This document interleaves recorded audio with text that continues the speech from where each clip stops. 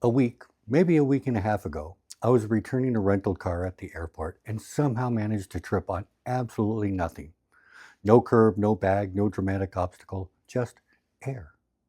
One second I'm walking through the rental car return like any other day. The next second I'm sprawled out on the pavement, skin missing from my knee, immediately looking around for cameras because I cannot be seen going down like this and still keep my Gen X card. At that point, I might as well just turn it in and ask for an AARP packet on the way out. But honestly, the fall itself isn't even the point of the story.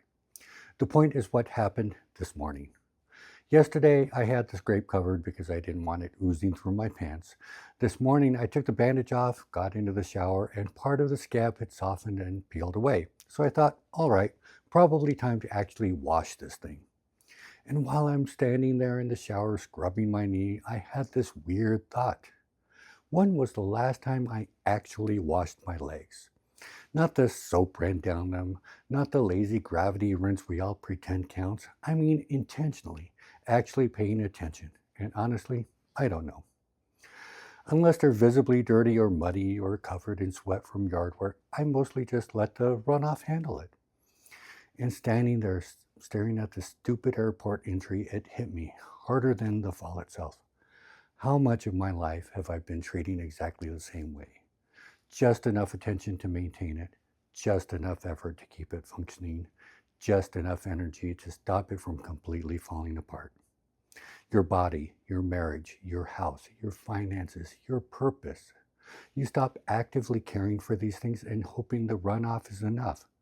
And for a while, it works. At least enough to survive. That's the dangerous part. Because survival mode can look normal for years. You mow the lawn, but never rebuild the flower beds. You go to work, but you're emotionally checked out. You answer texts, but never really connect. You eat, not terrible, but feel exhausted all the time. You keep moving, but you stopped engaging with your own life a long time ago.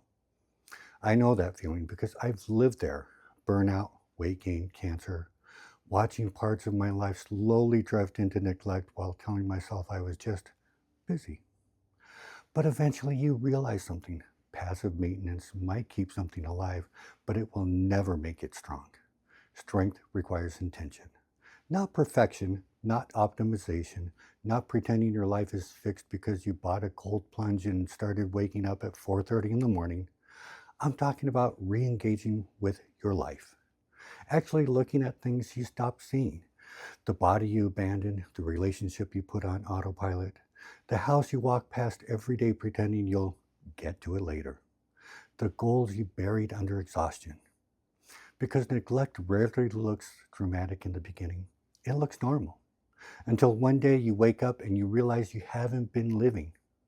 You've just been maintaining. And maybe that's what living strong really is. Not pretending everything's fine, not chasing perfection, just telling the truth about where you've gone passive and deciding to take your life back piece by piece. One workout, one conversation, one meal, one overgrown corner, one skinned knee in an airport parking lot at a time. Let's rebuild.